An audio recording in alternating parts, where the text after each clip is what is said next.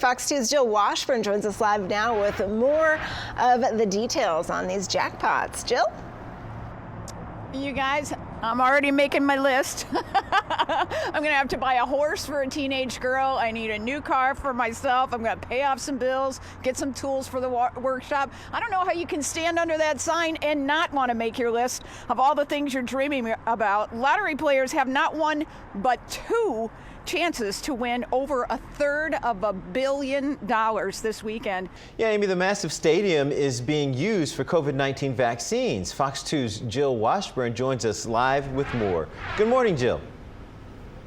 Yeah, good morning, guys. Yeah, there have been some epic battles here over the years, but perhaps none more historic than the offensive launched today by Michigan Medicine as they prepare to give out vaccines for COVID-19. Fox 2's Jill Washburn is joining us live from Detroit's west side with the details. Jill? Yes, thanks, guys. It is the second day of visitation for Sheriff Benny Napoleon. It is the last chance for the public to come by and pay their final respects here at Greater Grace on the city's west side.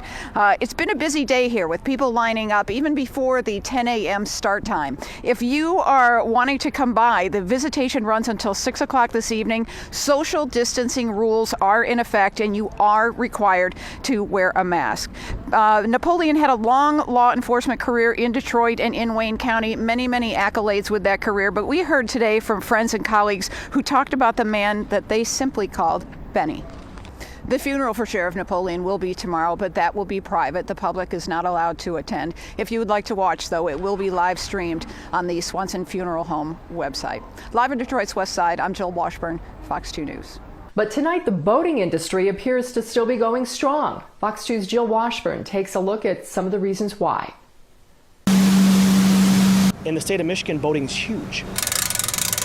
Yeah, that's true any other year, but why in the middle of a pandemic are boat sales skyrocketing? I thought that the COVID virus was going to scare people. They were going to say, I'm not spending any excess money. Boating is the last thing on my mind. People started to realize that normality was going to have to take place.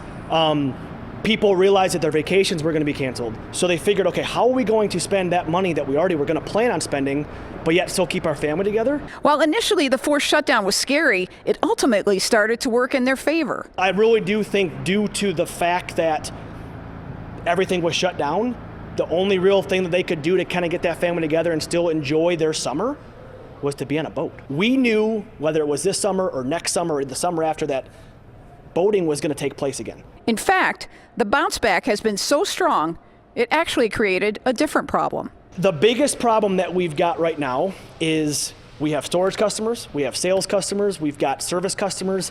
We have probably 600 boats, so getting 600 plus boats home has been a struggle. If all of these boats have made you thirsty for getting out on the water, you can actually get into a used boat for as little as $5,000. A new boat, maybe $25,000 or so to start. Of course, prices go up from there. In Waterford, I'm Jill Washburn, Fox 2 News. Well, that means a lot more people are heading outside. Fox 2's Jill Washburn with more on what you can and cannot do at Metro Parks. So the great news is that all 13 of our Metro Parks are open. That's Huron-Clinton Metro Parks Director Amy McMillan talking about all the things that you can do at the Metro Parks right now. In every park, you can ride your bike on our bike trails.